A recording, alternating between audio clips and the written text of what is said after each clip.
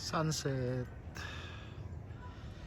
Yo, what's up mga show? Welcome back to my channel. Welcome back dito sa YouTube. Kakarating lang natin galing ng Dinagat Islands. So update lang tayo sa motor natin na si Snow after 7 months. Yes, noong November 26, 2025 ko po to kinuha. At after 7 months nga, at ayan, ito na siya ngayon. May mga konting upgrades, mga minimalist lang na upgrade sa motor natin. At ayan, simulan natin. Siya nga pala, tingnan natin yung yung odometer nito. Yung odo niya ngayon is 5,173.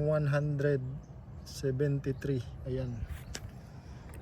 So na break in ko na po to nung nakaraang, I think February yun, yung nung pumunta kami ng Claveria sa may Hinguog, sa may Misamis Oriental. Na break in ko na po to at okay na, at stock na stock yon yung pag break in namin kay Snow. So ayan na po si Snow ngayon after 7 months. So simulan natin sa harap yung mga pinalitan ko.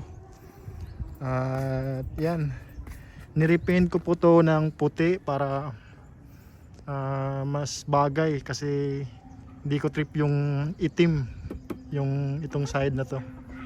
So white na po yan. At dito po yung winglet, pinalitan ko po ng blue. At stock decals lang po tayo kasi trip ko yung stock na decals. Baba tayo, dito pinalitan ko yung disc plate na 260mm na Ataka Racing disc. Yan, Ataka Racing.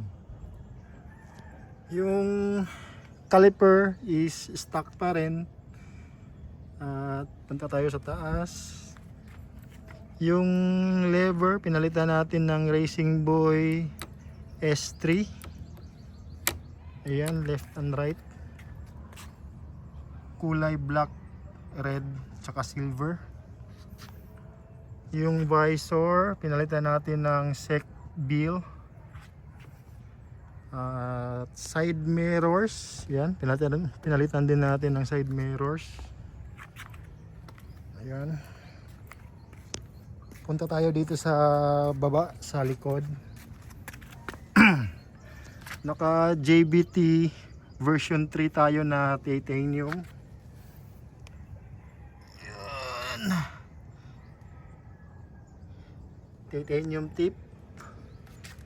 Heat guard na titanium, JBT pa rin.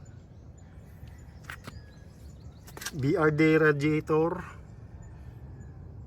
Super cool na radiator. Racing Boy suspension Flow Pro 30th anniversary edition. Yan, 30th anniversary limited edition po to na Flow Pro. Binagay ko lang yung levers natin na black red para bumagay din dito sa ating Flow Pro na Racing Boy. Ano pa ba? Ayan, upuan JRP Racing for version 3 racing seat. Ayan, JRP Racing. Yun lang naman yung mga binago ko dito, simple lang. At panggilid, nakapanggilid tayo. Yung stock nito is yung torque drive na lang. So kita niyo naman yung mga post ko about sa panggilid dito kung naka-follow kayo sa page ko sa Facebook. Meron dong nakapost kung anong laman yung panggilid natin. Yun lang naman, mga bolts stock pa rin.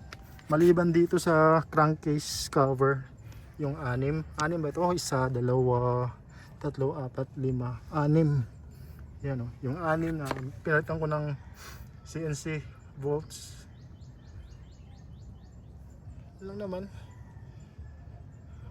Linis lang yung baon ng motor natin. So yeah, yan lang naman yung pinalitan natin sa motor.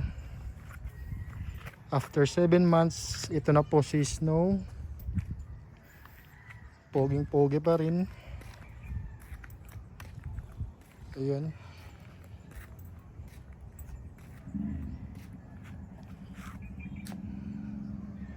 Sunset. So yun lang naman mga show, update lang ako sa ating motor. Welcome back ulit dito sa YouTube. So sana tuloy-tuloy na yung uploads natin dito para naman ma-updated yung mga subscribers natin. So ayan, yun lang naman yung para sa video na to. In-update ko lang kayo dito sa YouTube kung ano na yung itsura ni Snow after 7 months. So ngayon is June 3, 2026. So ayan na. So yun lang naman mga show.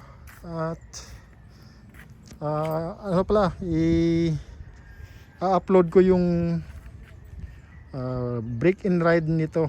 So matagal nang natenga yung yung video ko na pumunta kami ng Claveria para mag break in ng Aerox version 3 natin. So ayan, yung lang naman yung video natin ngayon.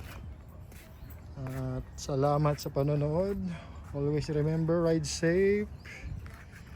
Peace out.